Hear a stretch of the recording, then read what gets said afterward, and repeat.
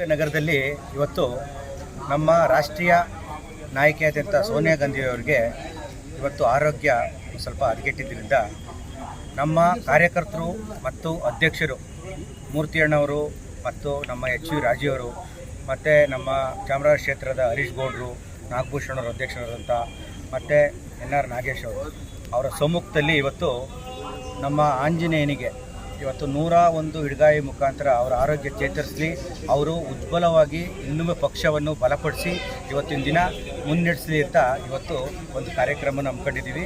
ಆದರೆ ನಮಗೆ ಚಾಮುಂಡೇಶ್ವರಿ ತಾಯಿ ಯಾವಾಗಲೂ ಹೆಣ್ಣು ದೇವತೆ ಆದಿಶಕ್ತಿ, ಅವರಿಗೆ ಸೋನಿಯಾ ಗಾಂಧಿಯವರಿಗೆ ಶಕ್ತಿ ತುಂಬಲಿ ಅಂತ ಈ ಸಮ್ಮುಖದಲ್ಲಿ ಹಾರೈಸ್ತೀನಿ.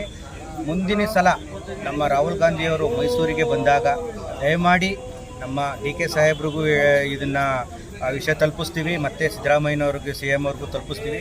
ಚಾಮುಂಡೇಶ್ವರಿ ಅವರಿಗೆ ಒಂದು ವಿಶೇಷವಾದ ಪೂಜೆಯನ್ನು ಏರ್ಪಡಿಸಲಿ ಅಂತ ಈ ಮೂಲಕ ಕೇಳ್ಕೊತೀವಿ. ಯಾಕೆ ಅಂದರೆ ಸೋನಿಯಾ ಗಾಂಧಿಯವರು 2 ಬಾರಿ ಅವರು ಪ್ರಧಾನಮಂತ್ರಿ ಆಗ್ಬೋದಿತ್ತು. ಆ ಪ್ರಧಾನಮಂತ್ರಿ ಹುದ್ದೆಯನ್ನು ಮನಮೋಹನ್ ಸಿಂಗ್ ಅವರಿಗೆ ಬಿಟ್ಕೊಟ್ರು. ಯಾವುದೇ ಆಸೆ, ಯಾವುದು ದುರಹಂಕಾರದ ಇಲ್ದಲೇ ಒಂದು ಹುದ್ದೆಯನ್ನು ಬಿಟ್ಕೊಂಡ ಏಕೈಕ ವ್ಯಕ್ತಿ ಅಂದರೆ ನಮ್ಮ ಸೋನಿಯಾ ಗಾಂಧಿಯವರು. ಅವರಿಗೆ ಆರೋಗ್ಯ ಚೇತರಿಸಿಕೆ ಆಗಲಿ ಅಂತ ಈ ಮೂಲಕ ನಾವು ಆಶಿಸ್ತೀವಿ. ಕೋಟೆ ಆಂಜನೇಯನ ದೇವಸ್ಥಾನ ಹತ್ರ 101 ಹಿಡ್ಗಾಯಿ ಮುಖಾಂತರ ಈ ಕಾರ್ಯಕ್ರಮ ಹಮ್ಮಿಕೊಂಡಾಗ